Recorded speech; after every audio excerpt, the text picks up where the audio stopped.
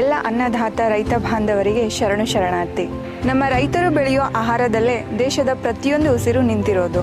ಆದರೆ ಈ ರಾಸಾಯನಿಕ ಗೊಬ್ಬರದ ಹಾವಳಿಯಿಂದ ನಮ್ಮ ಆಹಾರದ ಗುಣಮಟ್ಟ ಇಂದು ಬಿದ್ದೋಗಿದೆ. ನಮ್ಮ ಮಣ್ಣಿನ ಫಲವತ್ತತೆಯನ್ನು ಹೆಚ್ಚಿಸಿ ಯಾವುದೇ ರಾಸಾಯನಿಕ ಗೊಬ್ಬರ ಇಲ್ಲದೆ ನಮ್ಮ ಆಹಾರದಲ್ಲಿ ರೋಗ ನಿರೋಧಕ ಶಕ್ತಿಯನ್ನು ಹೆಚ್ಚಿಸಲು ಬಂದಿದೆ ಸಾಯಿಲ್ ತಾಕತ್ ಬೀಜೋಪಚಾರ ಎಲ್ಲ ಬೆಳೆಗಳಿಗೂ.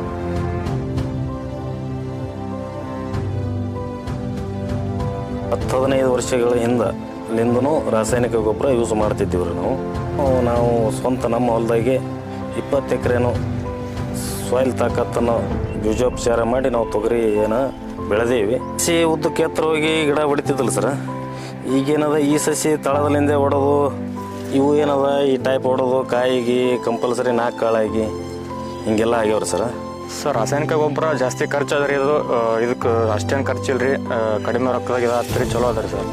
ಕಣ್ಣಾರೆ ನೋಡಿಂದ ಎಲ್ಲರೂ ಮುಂದಿನ ಸಾರಿ ನಾವು ಮಾಡ್ತೀವಿ ನಮಗೆ ಹೇಳ್ರಿ ಅಂತೇಳಿ ಕಿಸಿಂದ ಎಲ್ಲ ರೈತರು ಅಭಿಪ್ರಾಯ ಅದಾವ್ರಿ.